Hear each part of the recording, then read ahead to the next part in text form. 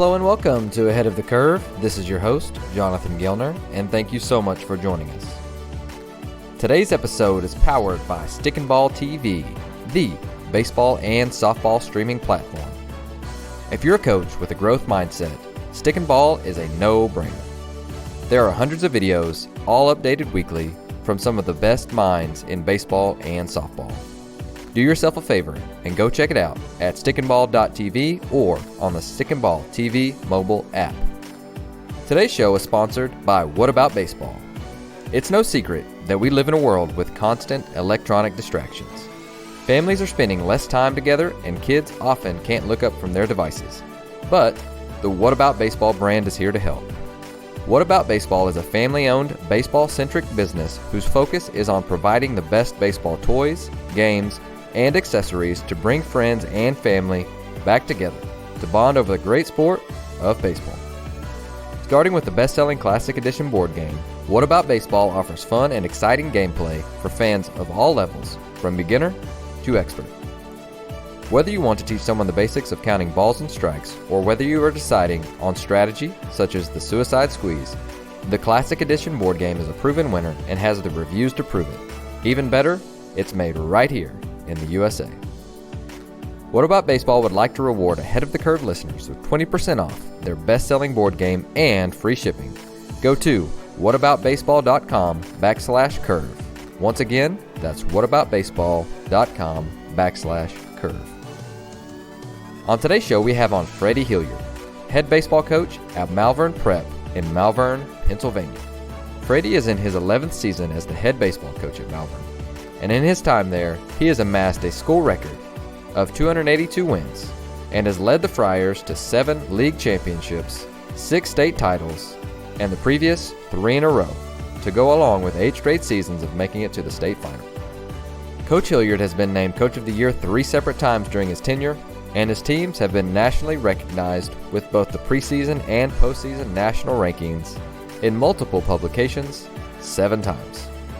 Coach Hilliard has helped mentor over 65 players onto the collegiate baseball ranks, including 40 that have gone on to play at the Division I level. And he has also had a player selected in the Major League Draft 3 of the 4 previous years. On the show, we discuss the meaning behind Malvern having no rules. We talk about defining and teaching core values, and we spend a ton of time on planning practice. Here is Freddy Hilliard. Freddy, welcome to the show. Thanks for having me, Jonathan. Definitely. Well, I'm excited to get to learn from you today and get to learn more about you today. And so I do want to rewind a little bit and let's go back to your first year in 2010, where you mentioned to me before the show started that you had an interim tag to start the season, and then you got the job full-time in 2011. But let's just kind of rewind back to 2010. Was that kind of a last-minute thing, hectic moment, and just kind of walk us through what that first year was like? Yeah, yes and no. Not as hectic because I had been the assistant coach there for 5 years at the time. So I had my lay of the land there, and kind of knew the players well and the way the program operated. So that part of it was familiar to me. The part of jumping into the head coach seat with a couple weeks before tryouts and starting the season was a little more challenging, and having the interim tag, not knowing what would become of that, was also an area like, okay, can I truly make this program my own right now, or do I need to kind of just keep the seat warm for someone else, or what was going to happen from there? So that part of it was a little bit unique.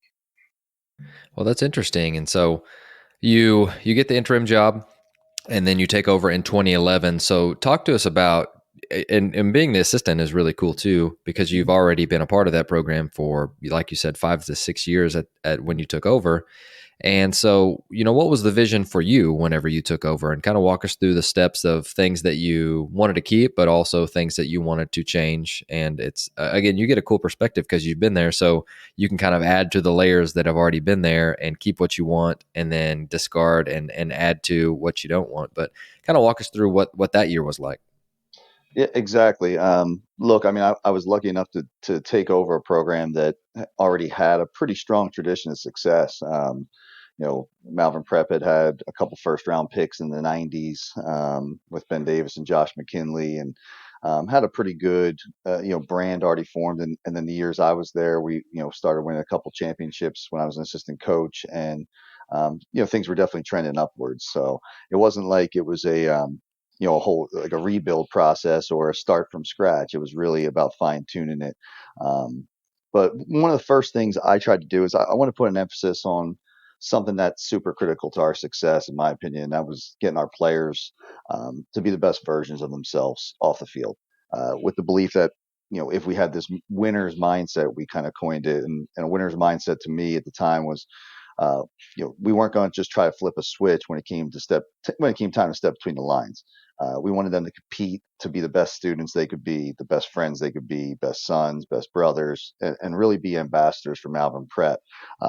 We wanted them to understand that everything they did mattered, not just how they performed at practice or in games. Like all that stuff was going to be evaluated year round, basically. And if we understood and lived our lives this way, then the baseball part of it would work itself out, because we were forming and practicing great habits 24 hours a day.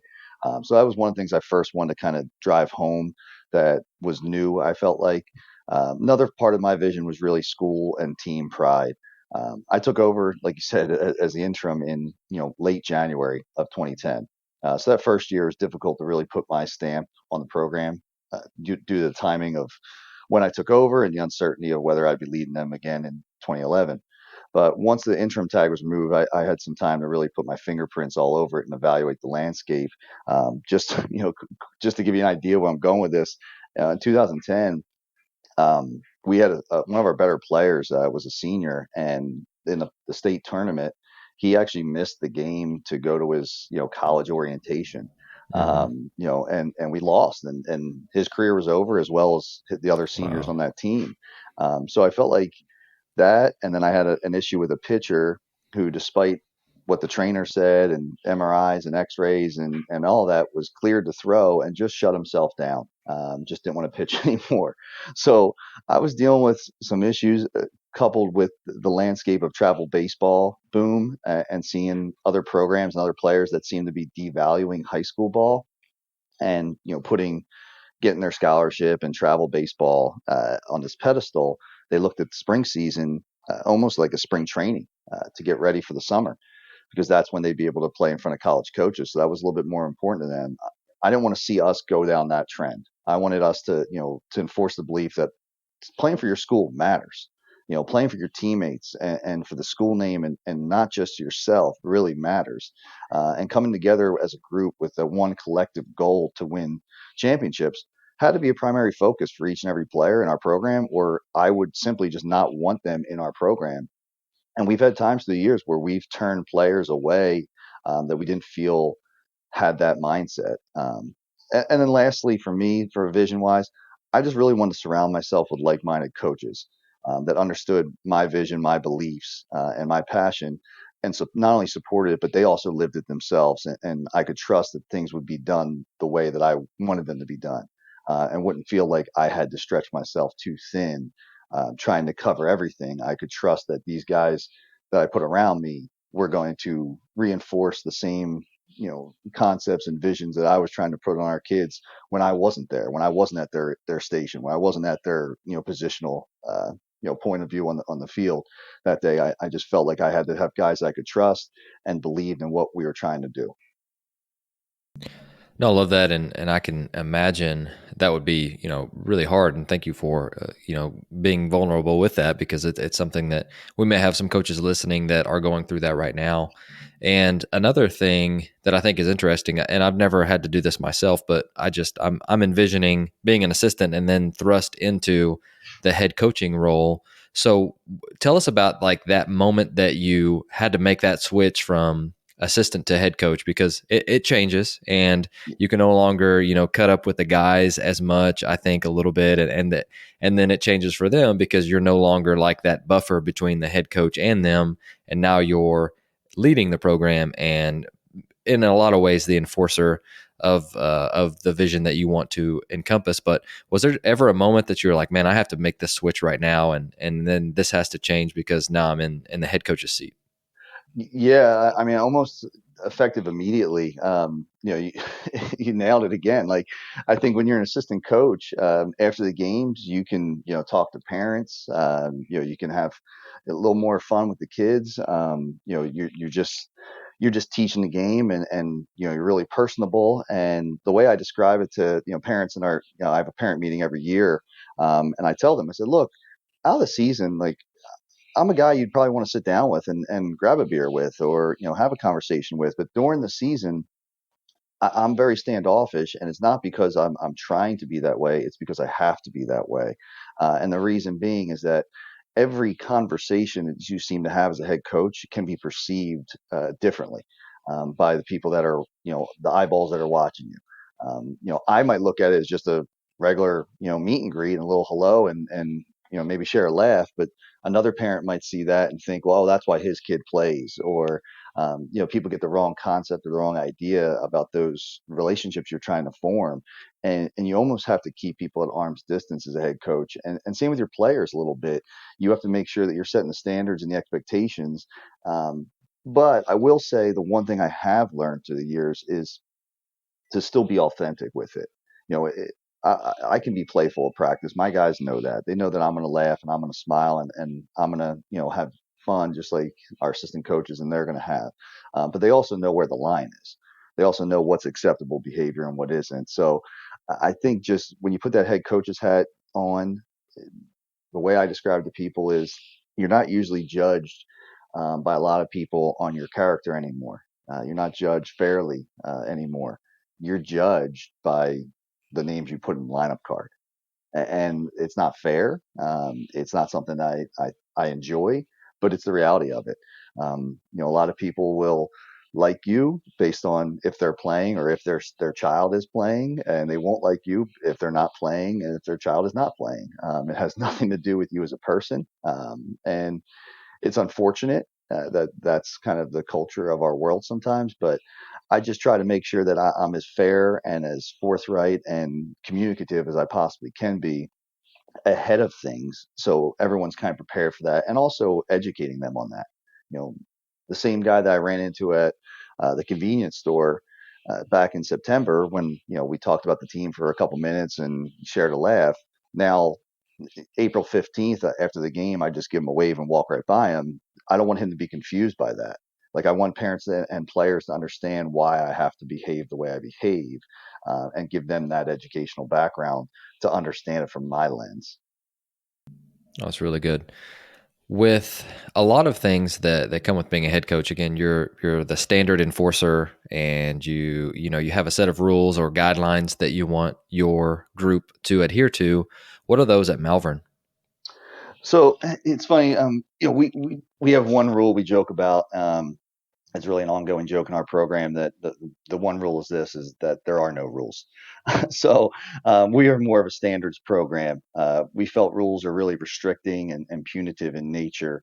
You do this or else this consequence will happen, or a lot of don't do this, don't do that stuff.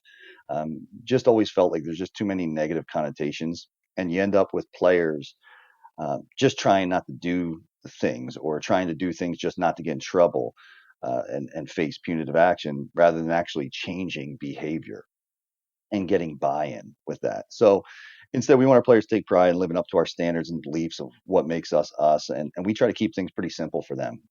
From a standard standpoint, first and foremost, be on time. I think so much of life revolves around that one standard. We're a big program of, if you're 5 minutes early or 10 minutes late kind of deal. Practice starts at 3:30 means practice starts at 3:30, not you're putting on your cleats, not you're walking up to the park, like that kind of stuff. And we want kids to carry that with them forever. Be a gentleman and give 100% at everything you do. And they're very broad. They encompass an awful lot in our eyes. Like, they cast a very large umbrella for us to go about, how they go about their life day in and day out. But it leads to a lot of teachable moments. You know, Being a gentleman, like, okay, how do you define that? Well, I want our boys to behave appropriately on and off the field. I want them to look the part. I want them to have their shirts tucked in. I want them to shake people's hand, look them in the eye. I want them to take their hats off when we eat a meal, and we walk inside a building. So we're just trying to instill these things in them. And then when certain things pop up that would have maybe been a rule infraction, you can kind of go to these and say, well, you didn't give 100% at your behavior conduct in class the other day, or you weren't really a gentleman to that teacher. So that's a big part of us for the standards. And then we also established the core values that frankly we just took them from Coach Slavs at TCU. We felt like they were really good and fit what it is that we believe in, the core values of selflessness, excellence, and energy. And we want our players to understand what those mean and live by them. And then again, those are also very encompassing for us. There's plenty of situations that if you're a rule guy, I'm sure whatever rule was violated would fall under a violation of these core values. So that's how we kind of approach it, and just want to instill that in our guys. Oh, that's wonderful. And so one of the things that I think is taken the I don't want to say it's a buzzword because it is important, but we talk about culture building all the time, and you hear that's important, and it obviously is.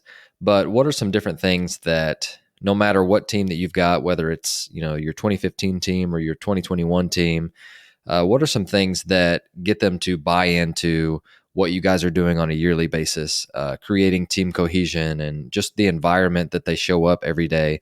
I think a huge part of that is the standards that you have, which you talked about, being on time, selfless, energy, and excellence, and all of all of those things. But is there anything that's unique to you guys, or anything that you have loved that you could share with us for coaches who are wanting to do just a better job of building the environment, building the culture every day? Yeah. So for us, I mean, it revolves around those core values that, selflessness, excellence, and energy. Like those themselves could be buzzwords if you don't take the time to really instill and teach them. So one of the things that we do, one of the first things we do with our teams every year is we establish what those core values are, and then we break them up into groups. And basically, it's almost like a classroom atmosphere. We ask them to get in their groups. We assign each group one of those words. They're asked that we give them a stack of index cards. They're asked to, one, define what it means. Um, Two, give examples of how we demonstrate that core value. And three, give examples of how ways that these core values can be violated, both on and off the field. We then ask them to share out in their groups what they came up with. So from our point of view, to us, this helps us enforce the values with our older guys, teach it to our younger guys. But most importantly, the players are the ones that are defining them and giving examples. So this leads to buy-in and accountability on their part, because it's not me or my coaches dictating it, but it's rather them having the ownership of it all. So this will help down the road because they all become instant stakeholders and have the ability to police themselves better, because they're basically their standards. They define them. They did all of it. It's not the head coach putting this on you. It's not the assistant coaches putting it on you. So I view the culture issues almost like basic fire prevention. Um, for example, you wouldn't leave a stack of papers near a stove, or a plugged in appliance near water. So right off the bat, Sure. we're trying to implement and put ourselves in position where these infractions or violations of our standards are going to be less likely with the way we communicate and how we treat everyone equally. Next, if you do have a fire break out in your home, you're going to move quickly and efficiently to put it out immediately so it doesn't spread. For us, this can be done by anyone on our team. It doesn't have to be a captain, quote unquote, or a senior. Um, they're all stakeholders. This is their program. It's not my program. So anyone can step up and help police the standards, and teach what it is that makes a Malvern Prep baseball player a Malvern Prep baseball player. Um, Lastly, if that fire does happen to spread and isn't put out, you have to call the fire department, and they have to come in and put it out. And you hope they can do it quickly and efficiently enough that your house isn't ruined beyond repair. I'm the fire department. The coaches are the fire department. We don't ever Hmm. want to feel forced to call the fire department in our homes, because we know that means that already significant damage has most likely been done. However, sometimes you have no choice because you didn't do a good job of preventing it in the first place. You didn't do a good job of snuffing it out before it grew too large. So that's how I kind of view my program from a disciplinary standpoint and from our culture. That said, I don't want anybody listening to think I'm getting it twisted. I'm not shirking my responsibilities. I'm still going to, take care of the things I need to take care of. But I just think that great programs with established standards tend to police themselves majority of the time. And the last thing for me that's unique, we're a private school, so our players aren't coming all from the same neighborhood, or from the same county, or from the same. Some kids are coming 45 minutes to school. Some kids live around the corner from the school. So there's a little bit of familiarity that needs to be breeded with our guys. So we try, whether it's in our groups at practice, our groups, traveling. We usually have a Florida trip. Obviously, this is year number 2 of not having it due to everything we're dealing with in the country with COVID. But in the Florida trip, like, I usually assign who's in what bus or who's in what van. I assign the room assignments, and everything I do, there's a method to my madness. Like, I'm trying to, look at my team, and I'm trying to put guys that, hey, they might not normally sit next to this kid in the cafeteria, or they might not normally be hanging out with this kid before practice. I want our guys to get to know guys that they normally wouldn't have, and make sure that we're kind of expediting the get to know you phase and getting to know something about them they didn't know before, and really trying to get these kids to come together as one unit. So everything we do has a reason, even stuff as simple as like your BP groups, because those guys are going to be standing around, chit chatting in between pitches maybe, or something's going to be going on, or they're going to be competing and keeping score. And we want to mix them up frequently so that guys are learning from each other and pushing each other and getting to know each other in ways that they might not normally have in the past. I really like that. And again, I don't know who would disagree with you about uh, the players policing themselves are the best teams. I mean, I couldn't agree with you more there. And I think that's, well, you've got a good team whenever players are willing to go the extra mile of holding other guys to a standard, because I know uh, on Twitter, it gets talked about a lot, but I just want to also throw out that we as coaches, it's still really hard to even hold our other coaches to a standard, and it's the same dynamic that the players have. So it's not an easy thing to do, but whenever again you know the standard, you embody the standard, and you have that, then I think it's a little bit easier. And so I love that you wanted to make that really clear with your process, and I love the different groupings that you have. That's also really really good. So with you guys, it sounds like you have a little bit later calendar than we do here in Oklahoma, which we start basically December 1. You can have full practice and however long with unlimited time. So if you don't mind, I'd love to hear you walk us through your off-season program or your calendar, or kind of how the year goes until you're leading up to your preseason. Well, first, I'm very envious of you. I did not know that is the way in Oklahoma. So, Yeah, it's I'm great. very envious that you guys get to do that. Um, so, I mean, I'll start with our off season. Our season typically ends around Memorial Day. For the private school state tournament, it's usually, luckily, we've been in that championship game pretty frequently through the years, and it's that Memorial Day weekend. Um, so pretty much every single player in our program after our season ends will be or should be playing summer ball at some level. We do not put expectations or limitations on them beyond that. For example, a lot of guys will play AAU travel ball, but we have no issues with our guys that, if they want to play Legion ball with their neighborhood buddies. However, before they leave us for the year, we will have our exit interviews with each player, and we'll review the past season, areas of strength, what they did well, areas of improvement, what we want them to focus on, along with, what I call kind of my crystal ball outlook, in which I kind of give them a sense of where they currently stand looking ahead at next year, with the understanding that I don't really have a crystal ball and a lot can change between late May and March 1. So we really just want them playing and using the things that they learned all spring and continue to develop with a plan, first and foremost. In the fall, we're a lot more flexible. We have guys that might play football or soccer, or run track or whatever else they might be doing. We also have guys that we use the fall to train rather than play. I mean, a lot of our guys do play fall baseball, but some of our guys, they make the decision. More games isn't always a positive. I need to get better. I need to spend more time, working on certain things, getting stronger, quicker, whatever it might be. So we're big believers in taking care of your body. We like multi-sport guys if we can get them, making sure that they understand it's not just about piling up the games and the at bats. It's about getting better. Whatever you feel like will accomplish that for you, we support. We're going to have some input on it. We're going to, be able to critique it or say what we think. But at the end of the day, like, we want each kid to have ownership of their own careers. So as far as our league goes, unlike you guys, our league has some pretty archaic rules and restrictions during the school year.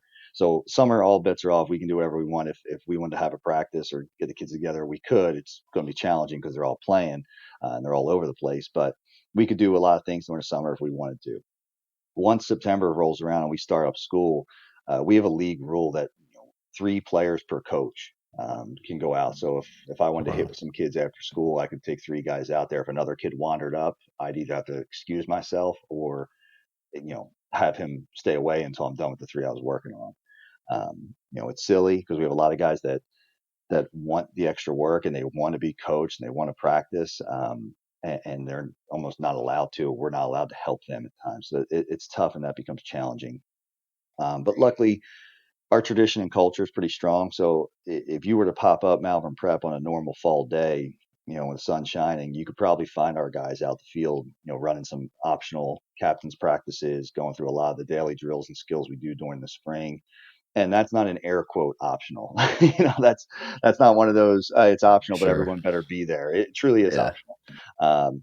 Right around November 1st, we expect all of our guys to start their off-season lifting programs that we want them to run all the way up into late February. As far as lifting conditioning, we give them suggested workout programs. We make ourselves available. We have a great strength coach at Malvern Prep that can draw up things for our guys. However, again, we don't want to force them to do what we're telling them to do. If we want them to have that ownership piece, so we'll have a program for them. If they feel like they have a better program or they have something that's more suited for their needs and their goals, that's okay. Like, we're going to let them do it. We just tell them, like, okay, like, that's fine. You just got to make sure that you're accomplishing what it is you aim to accomplish. If you say you're going to be lifting with, you know, your own strength coach and you come back and you're not any stronger, that's on you. So we just want to make sure they're educated on what they're doing and their why and have good guidance. They're avoiding any injuries and focusing on or focusing on the wrong things. At the start of the new year, we will begin holding our weekly Zoom sessions where I'll send out a Zoom invite to all returning players, and usually this year it was Monday nights. Um, Kids will log on. I'll record them as well for our basketball players or guys that aren't able to get on. And we usually just cover, one concept a week. It could be our approach at the plate. It could be base running. It could be our culture. It could be whatever it might be. And it's not always me. It could be an assistant coach could run one, a pitching one. And we just kind of get that in just to kind of speed up the time clock for us, because once we get going between tryouts and the beginning of practices, we usually have about 10 to 14 days before we start playing. So we try to use those Zooms to kind of speed up that learning curve and make sure that guys are all on the same page. Also, during that time, we start to have, during January, February, I'll start having individual meetings with our returning players just to talk about the upcoming season, give them again that crystal ball outlook, and allow them to have access to me to talk about anything they want to talk about or ask any questions they may have. So we're kind of on the same page going in, and the expectations are laid out for them. So there's no surprises when we hit the field. And then we'll have our tryouts in late February into the first week of March and get rolling. And by mid to late March, we start playing real games. So it's a whirlwind 12 months, but we try to Hmm. cram as much in there as we can.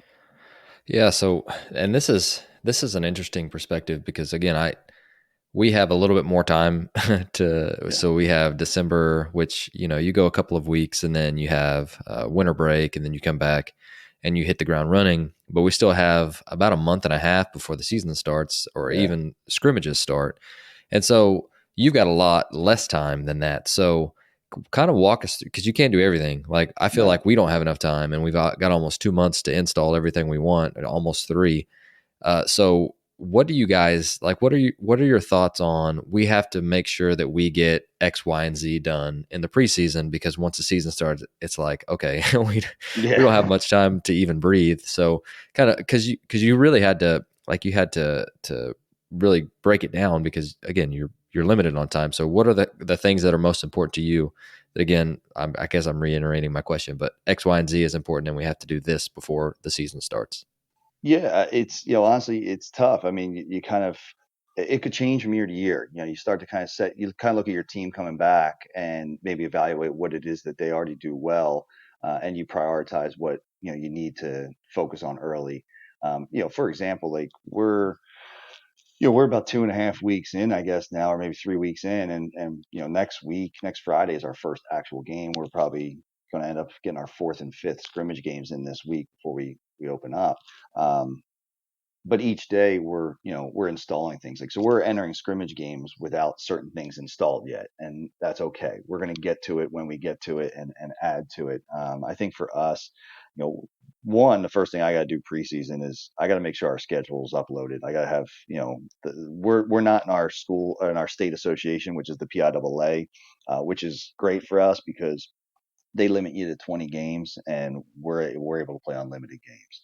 So for me, the first thing I got to do is I got to build out our schedule, make sure that we're playing a college like schedule. We pretty much have, we schedule up to 40 plus games year after year. Our JV program usually has close to 28 to 30 game schedule, which is probably unique, especially for Northeastern schools. Um, the Zoom and individual meetings, that's, I think, where we kind of figure out what it is we're prioritizing. For this year, I think what we did was we looked at, we didn't play in 2020, but in 2019, what were our areas of deficiency? And for us, it was our approaches at the plate and our situations, man on third, less than two outs, and kind of just focusing and diving in on that, so that once we got onto the field, we could jump right into those scenarios and not have to teach it as much, as then allow them to go out and perform the things we talked about all winter time with that. Same thing with our processes. So, we use a lot of that time in the preseason to roll out a lot of what it is we do from a process based scenario, and the things that we value that help us win games. So it's really more about getting our guys to understand the game within the game for us. So it's hard for me to pinpoint exactly what that might be that year, but that's kind of where coaches and we sit in the off season and figure out, okay, what do we really need to implement next year, or really focus on preseason, so that once we jump into it, that's established, and then we can get into the nuances. We can get into, because I always look at it, we'll get to rundowns, we'll get to first and thirds, we'll get to all that stuff that we need to get to, at some point. These kids have been playing baseball a long time. I'm not saying we're not going to dive into it and reteach it and make sure that it's up to our standards, but I'm okay rolling out to a scrimmage game with one bunt coverage for the time being, or one first and third play, if it meant that we were able to accomplish other things preseason to get ready, knowing that we'll have some time to build off those, I won't call them minute details, but things that might not be as pressing in the current time. Sure, sure. No, I really like that, and I think that's a great answer to a question, because again, it's very broad, and you got to know your team, which I think is very critical, which you outlined, and I think that's an awesome point. So during the season, again, it's your season goes really fast. It's like 2 months and you're Yeah. done, and so you get them for a little bit, and then you're in season. So just kind of walk us through what you, and this can be another very broad question, but like during the season, especially for head coaches that are new and are still getting a feel for, hey, we need this or we need that. Just kind of looking back to you earlier in your career, what were some things that you have since done better over time, and advice that you would give to the guys that are now getting in season, and you're like, this is some things that I learned. These are some things that I think that would really benefit you or help you if you were in the same situation as me. Yeah, I think for any young coach out there probably will make some of the same mistakes that I did. And one of those mistakes is trying to stuff 10 pounds of stuff into a 5 pound bag. There'll be days where my practice plan has you know A through Z on it. I get all these things done, and what I've learned is, don't be afraid to chop that down, and really make sure that whatever it is you do decide to do, you have time to do it right. The John Wooden quote of, if we don't, I'm going to butcher it right now, but if we don't have time to do it right now, when will we have that time, basically? So Sure. I think for young coaches, or novice guys that are still, we all come out there with so much exuberance, and we're going to get all this stuff done today. And we're going to do this. Sometimes you got to dial back and just make sure that you're very proficient at the things that you cover that day. I have a big binder with me that I have basically a menu of items for broken down by every single position, team defense and stuff, team defense, offensive skills, whatever it might be, and I just checklist it. So as I get through things, I checklist it and I kind of give it a plus or a minus, meaning if it's a minus, we got to do it again at another point because it wasn't up to our standards. If it's a plus, I don't think we have to revisit it again. And I tell my kids that I go, if we get out there and let's say I have double cuts and relays on the practice plan for the day. If we go out there and we teach it and then we execute it, you know, close to perfection, we're not going to practice it again for at least maybe a tune up down the road. But we look at it like, do it right this time, and we check that box and we move on from it. But if that takes us longer than the 15-minute allotted time that we had or whatever it was that I planned out of practice, that's okay. On the same side of things, I try to make sure that we also don't go overkill. I don't want to, if I said I was going to do 15 minutes of cuts and relays and I end up doing 20, that's okay. If I go 45 minutes of cuts and relays and totally throws my practice plan for a loop, that's on me. Right. I let our team down. I let our staff down. We didn't get to other things we had to do. And honestly, once you get to a certain time range with guys doing the same thing, you're going to lose them. So I'd rather shut it down, put it on the back burner for another day, let them know, hey, we're going to address this later because it wasn't up to our standards, but we're going to move on right now. We're going to focus on something else right now, and let's get back on track for this practice. So I think that's a big part of it for coaches as you try to go with your practice plan. Figure out what matters to you. Figure out what it is that you need to cover. For us, I'd say we probably do more base running. I feel pretty confident we probably do more base running than 90% of high schools. The reason we do it is because we know how important it can be. We know how it's going to be a difference in winning and losing games sometimes, and we want our players to know how important it is. So that's a big thing for us. Is if something is important to you, you have to make sure that your players realize that, and then it's going to become important to them. If you brush by it, or you just throw it on at the back of practice or at the beginning of practice or whatever, you're not going to get your players to truly appreciate it or put the focus into it that you're hoping for, because you didn't put the focus into it that you're hoping for. So that's a start right there. I think that I learned, and I hope that anyone out there could help them for sure. And then I think the question that you wanted to ask me before was some things you might see during our practices. For one, the high energy, like you said, we run a sprint of a season. We get started in early March and we're done by late May, and I just told you we play close to 40 games. So if you do the math, we're pretty much playing, our schedule is usually Tuesday, Wednesday, Friday, and then either one or two on Saturdays. We're Catholic school, so we take the Lord's Day off on Sunday. So when we get going, we really only have 2 practice days a week, and that's Monday and Thursday. So we have a lot to do, in those practice days a lot of times, and our guys have to be high energy for it, and they have to be, amped up to come to practice. So we're big believers in the get to versus have to mentality, meaning, I get to go to practice today, not I have to go to practice today. So you'll see a lot of our guys with a lot of moving parts at practice, a lot of guys with high energy. You'll probably see some laughs and some smiles because our guys are going to be getting after it.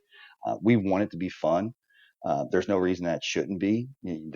There is the disconnect between anyone who thinks that, if you practice hard, it can't be fun. If your practice is fun, it couldn't have been that hard. We think that those two can go hand in hand. We think that our kids enjoy the hard practices. We're not out there making them run poles the whole time. Like, we're out there competing. We're doing things that are pushing them, and it's challenging, but it's also fun. The attention to detail. We have a belief that we can't expect you to make a play that we haven't prepared you to make. So we go over the smallest details and cover plays that might not happen, more than once or twice a year, or maybe not even for a couple seasons, with the belief being that, hey, you might make this play in college because you practiced it here.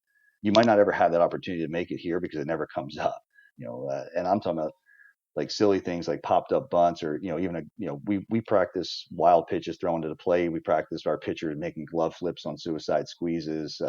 If you name, like, we put our infielders on two knees and do flips and have them fall into their belly like a dive in play and get up and throw.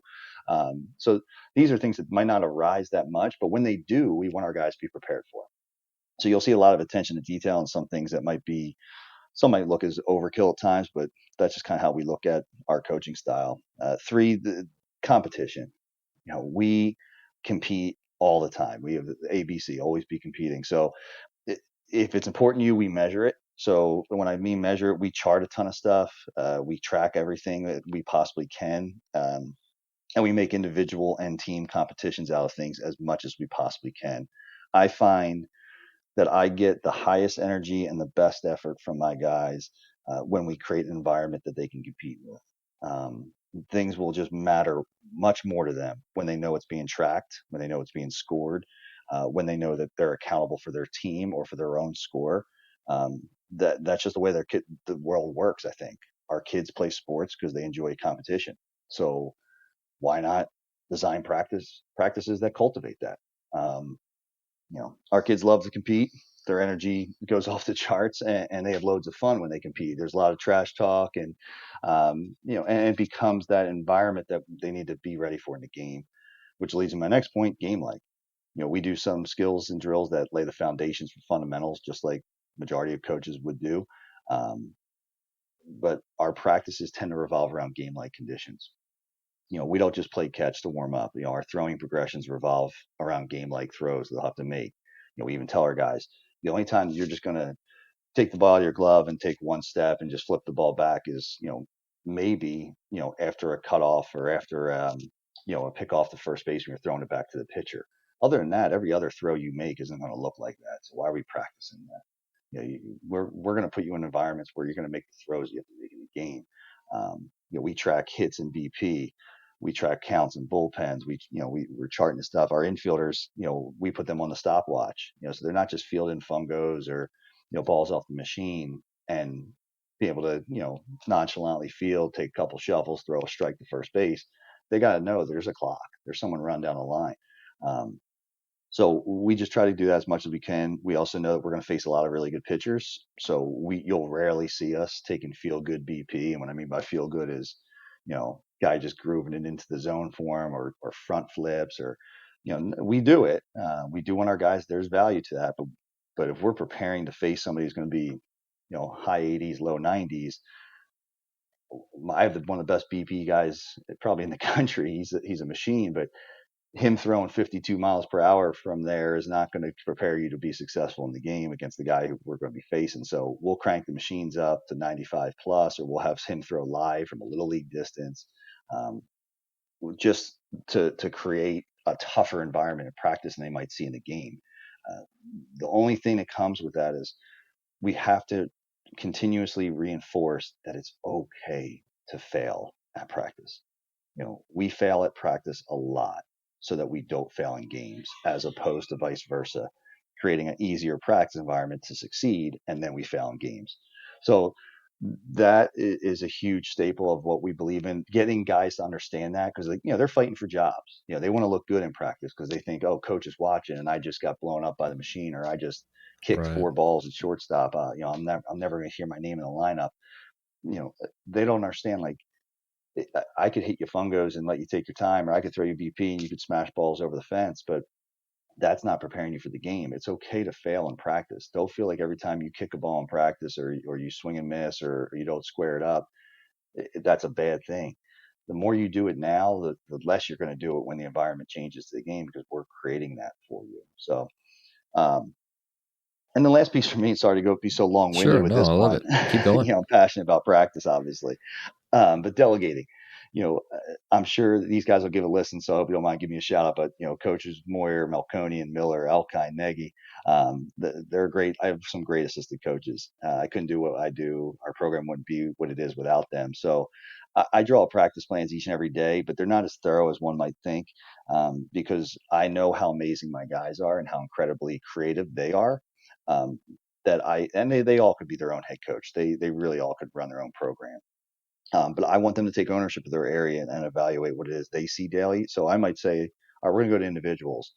And one of my coaches takes the outfielders. It just says individuals. Like, sometimes I might make a couple notes of what specifically I want him to make sure he covers. But there's other times he's watching the games like I am. He sees what his outfielders are doing well, what they're not doing well. I want him to have that creativity to be able to make his own plan. So I look like when I was teaching, a mentor of mine said, teaching, you don't want to be the sage on the stage. You want to be the guide on the side. And I kind of look at coaching the same way. Like, I don't want everything to be, you know, me shoving the fire hose in everybody's mouth. I want to be the guide on the side. When my coaches need help with a plan or what to do, I'm there for them. Otherwise, if they can do their own thing, go do your own thing. I'm okay with it. I'm supportive of you, and I trust you. So that's kind of how we look at practice. So anyone came to practice, they might see me kind of floating all over the place, but they're going to see a lot of action, a lot of activity, and they're going to see a lot of guys hustling about and having fun. Oh, Hopefully. I love it. I love it. And so, with that being said, I've been trying for a couple of months to nail this, how to ask this question to really get the most, out of the person. And so, this is the best way that I could come up with it. So you'll have to let me know if it sucks or not. But if there's a couple of things that we could really just steal from you, that you're like, hey man, this is what we do as far as base running system or our infield outfield, like just anything that you're like, this is really cool and I love doing this, and if any of our assistants left and went and took over their own program, I think that they would do X, Y, and Z. So if there's maybe one or three, I know you talked about base running a lot, you talked about competitions, and all of that stuff is great, but just if we could dig down to maybe a couple of practical, explainable examples that we could steal from you immediately, what would a couple of those be? Wow. I guess first and foremost, let me think. Um, I think if I were, I would, if I was starting a new program tomorrow, or my coaches were, I think a lot of them would all agree that the first thing we'd probably do is implement what it is we do for our process based kind of scoring system. And the reason being is, and what that is, I should say, is we've kind of identified, a handful of criteria that we know needs to happen in the course of a game. Whether it's winning the freebie war, whether it's strikeout plus minus, whatever it might be. Um, we have our own little system, our own little scoring chart, and calculates our score. We've done all the data on it, and we've tracked this for over, I guess, the last 6 years. And when we hit our goal mark in our score, we're 119-1. When we don't, we're probably a 500 club. So I think that alone is something that our kids get. That we kind of present that to them. We show them the data. We show them all that stuff, and you get a lot of buy-in there. And the big purpose of it is we look at it as there's four outcomes to every game. You can play well and win, you play well and lose. You can play poorly and win, and you can play poorly and lose. We really want our kids focused on the first two. You just play your best game. If you get beat, you get beat. But don't be satisfied when you get a win because the other team kicked the ball around, or walked the house, or whatever happened there. We want to be. The reason this came about is I used to go out into the outfield after a game that we won and rant and rave at my kids, and they look at me like, dude, we won this. We won. What's the problem? So I had to create something that we can measure how we played. So I think all of our coaches, if they were to leave, or anyone out there, figure it out what it is that makes a difference for us. We track I think it's like 9 or 10 things, and they all have a value to them. And if we hit them like a checklist, and they have a point value, it adds up to a score. And when we get that score, there's been one fluke game in 120 that we didn't win. So our kids can see it, they buy into it. From a base running standpoint, I owe a lot of thanks to Matt Tallarico and the steelbases.com that he implemented his time at Dayton and Wright State. I know he's with the Yankees now, but we really kind of got into that a few years ago. Since then, we've broken our school record for stolen bases the next 2 years doing it, his system. And I mean, look, it's online. I mean, I think there's a fee for it, and rightfully so. But we play teams all the time. that come up to us after the game and said, "What are you guys doing on the bases? Because it's so unique and it's so put so much pressure on us." So I think that's another area that anyone listening, it's not proprietary to us or anyone out there. It's accessible, but it takes time. I'll warn you. It's not something you can just throw into your program and expect it to work. But if you take time and you focus on that from a base running standpoint, you can create tremendous amount of pressure on teams and steal a lot of bases and create a lot of runs. Um, and then I guess I'm trying to think another one for us for batting practice. We create a lot of games. We create a lot of competitions. We don't want our guys just jerking and yanking balls out to left field or right field. We want them focused on what they're doing. So we track. We'll have days where we track exit velo with the Rapsoda or with the radar gun. We track hits. Um, we also do a scoring system, based off line drive into the gap versus line drive up the middle versus ground ball, fly ball, foul ball, whatever it might be, and everything has a plus or a minus to it. And we tally up those totals. What I find with that is that it really gets kids dialed into each and every swing. It trains them to be more selective during batting practice. They're not just up there hacking. It gets them a little more strike zone discipline, Sure. And it creates barrel awareness. They know if we're tracking exit velo, they know if they cap one off the end of the bat, they ain't going to get the exit velo they were looking for. Hmm. So we just want them to be aware of these things, and I think those are three things that guys in their own programs could definitely take and utilize and be unique about. It doesn't have to be exactly the way we do it, but just be creative is what I would say. I love it. So I've got a couple of questions before we wrap this up, and it's more of a lightning section, and so a lot of it has to do with what you're learning, what you're digging into. But what's something that you've learned lately that you're really excited about? So one thing I learned recently at this year at the ABCA was virtual, and I got to log on and watch a lot of great presentations as usual. Um, there was and I apologize if he's listening, but I forget his name. But there was a high school coach that presented that had a process based scoring system similar to what we do with our teams on game day, but his was individually based. And it encompassed practice, the weight room, classroom, and community service performance. And it was super intriguing. Definitely something I love to implement once I figure out the logistics of how we can pull it off, because it sounded like he had a handful of managers and you got to be really organized to be tracking all the stuff he was tracking. But it was pretty cool because it gave objective data to their guys. So each week it would be posted and it had like a ranking, based on your performance in the classroom, on the field, and you can pick whatever you wanted. So it's very creative in terms of what you want to dial in on that week. So I forget what he was calling it. It might have been, something PI, process index or process indicators, whatever their team name was, but I'd have to go back and dig it up. But it was really cool to see, especially as a program that does that from a team standpoint, to see that you can do it individually and give that feedback to your guys, because I think every coach out there has conversations with their staff about, hey, why this guy's the starter and why this guy's the backup, and we just assume that every kid and every parent that's watching can tell the same things we can, and that's not necessarily the truth. Sometimes given that data, kids can now see, okay, well, I got to get better in these key areas if I want to jump up the depth chart. I keep falling back. I'm seventh on the team every week in this ranking system. How do I improve upon that? So really jazzed up to dig in. I don't think it was ready to be rolled out this year for us, but something I'm excited to learn more about and see if we can implement it. Awesome. What about the opposite of the question, which is what is something you used to do that you've changed your mind about and don't do anymore? Um, I don't know. It's something I really changed my mind about as much as it's been I guess a character flaw would be described as, or a flaw that I've realized. It's really kind of, lack of a better word. I was becoming very unenthusiastic or unsatisfied with winning.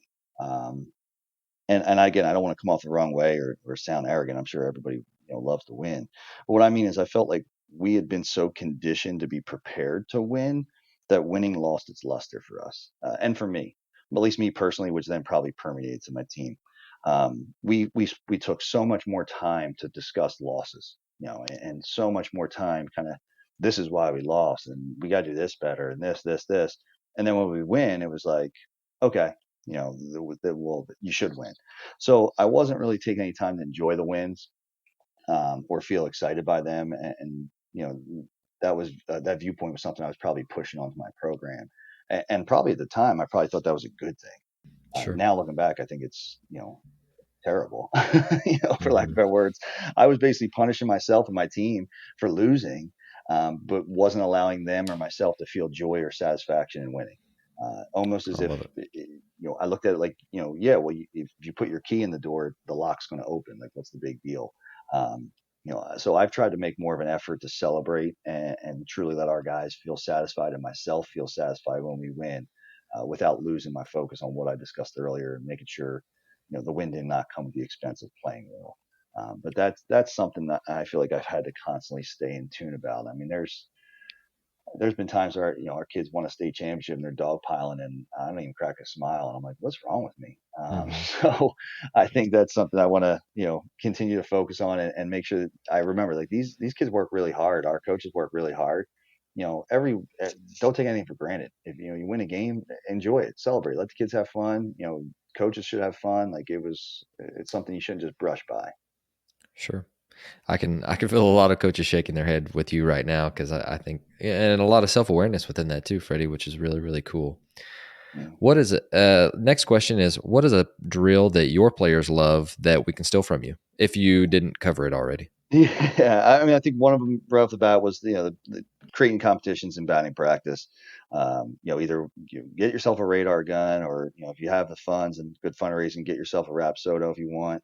And you can create a leaderboard based on their high of exit elo or their averages for the day, or judging on whether it's a hit or not. And chart it. Just really just chart it.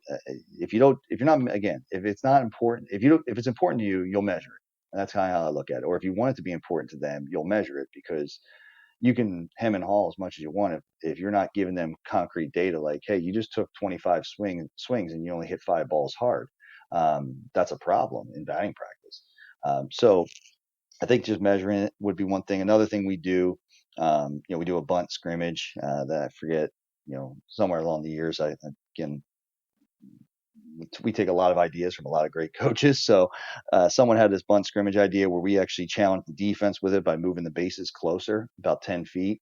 So, the batter doesn't have to run as far, but we have the machine cranked up. So the batter's challenged as well to get the bunts down. And there's a scoring system based on the result. Did you advance the runner? Did you get a hit out of it? Did you force an error? And also the location of the bunt. Like, did you put it in little triangles that we have kind of spray painted on the field or marked off with cones? And we found, like, that bunt scrimmage idea. If you're like me, and again, going back to your last question, this is something we changed. We used to, start practice with your run of the mill bunting drills. The kid throwing from 25 feet away, lobbing it in, and, the kid's bunting and nothing being tracked, and, very sloppy, not game like at all. So that's something that I could have answered that last question with. But we found this is far better for your standard bunt drills, because it gets guys that tend to go through the motions locked in. It creates a competition. It creates urgency. It brings base running and defense and decision making into the fold, because that split second decision, on a bunt, whether I want to go to second base or third base with it, or I take that out first base, knowing that first base is closer in this drill. And kids are focusing on locating it, because they know if they can get a hit out of it, that gets them a bonus point for the team. So those are things that we just do. And we do partner races, for our conditioning at the end of practice, rather than just sprinting them or running the bases. We'll do partner races and create some zany scenarios where, they're both lying flat on their back, and on the now call, they both hop up, and other guys trying to catch the guy in front of them. It's just a creative way to get your running in and get your conditioning in, but also letting the kids have fun with it. So I guess my last piece there is just be creative again. If you can find ways, to jazz up practice, and again, get guys to look at with that get to versus have to mentality of, like, they're excited to come out. I would say, if you interviewed our kids, they look forward to come to practice, because they I look love forward to that. seeing what we're gonna come up with next. they know they're going to get pushed. They know they're going to compete, but they also know they're going to have some fun with competitions, and they can't wait to see what we're going to do next. So be creative and don't let it get stale is what I tell people. No, that's fantastic. And then finally, if you had the budget to buy one book or just any resource in general for all of our listeners, what would that one resource be? Tough to pick just one. First, I would definitely suggest, every coach join the ABCA. Ton of great resources there, that they make available to you on the website, in person with the convention, barnstormers events, practically everything you think of is on the forums. It's just a tremendous fraternity to be a part of, and well worth, the yearly dues are very minimal. Two, I love podcasts. Like Jonathan, when you asked me to come on, I was like a kid in the candy store because I've been listening to your podcast for quite some time now and been a big Thank you. fan. So to be on it has been kind of humbling and pretty exciting for me. So coaches, listen to these podcasts. Podcasts are so easy. You just plug them into your car and you can listen when you're riding to work. And there's plenty of them out there. And guys like you, Jonathan, get some really awesome coaches on here that I've heard talk and got access to through your podcast, which is, it's not like I have a lot of their cell phone numbers and can pick up the phone and call them, but I can actually listen to what their best practices are and things that they do and their beliefs and philosophies. So, and it's helped me become a better coach and leader, I think. And read as much as you can. I try to read as much as I can with, two little girls at home and my schedule, but I got a stack of books that I still have to work through. But if I had to pick the one book, it would be Bill Walsh's The Score Takes Care of Itself. Just a phenomenal read. And it's not just for coaches. I mean, I think every CEO should read this book. I think any person who's in a leadership position of any kind would get value out of this book. It's just, when I finished that one, all I said was, wow, like that was, It is a good one. Yeah. So that would be the one I'd recommend. Well, Freddie, man, I am going to have to listen to this again. I don't think I could write down notes quick enough for all the practical stuff that you gave us today. So no, I'm serious. And so let me be the first to say, before everyone else does, that we appreciate you. We appreciate you coming on. And of course I was honored to be able to interview you. So I'm thankful that you listen as well. But I will link your contact in the show notes. So if you're listening to this right now, just scroll down to the show notes and you can click on Twitter or to email Freddie. But I'm going to mute myself and just kind of let you roll with the outro here. Is there anything else that you'd like to tell our listeners before you go? I guess just never lose your growth mindset. Or let your ego get in the way. I feel like the minute you start thinking you know enough or you have it all figured out is, the minute you start regressing as a coach and as a leader. The baseball community is absolutely amazing. And I've yet to meet any coaches that aren't willing to share out what it is that they do and help other coaches. So don't be afraid to ask. I've DM'd coaches. I have my staff has DM'd coaches and reached out via email, and I've yet to meet a coach that said no, like we're not going to share what we do. So I think that's very important that it's out there. You just have to one, have the courage to ask people, and two, you want to learn. If you keep those two things, I think you got a bright future in coaching. And then for the youth coaches and the travel coaches listening, just make the game fun and teach it well. I feel we're losing athletes too frequently due to baseball being, too slow or boring. And that doesn't have to be the case. The guys in the game, we know it's not too slow. We know it's not boring, but we have to make sure that the youth levels and the travel ball levels and whatnot, these kids are enjoying it. It's a great game, has a lot of layers to it. Keep them excited about it, make sure they're having fun, and let's make sure we're growing the game.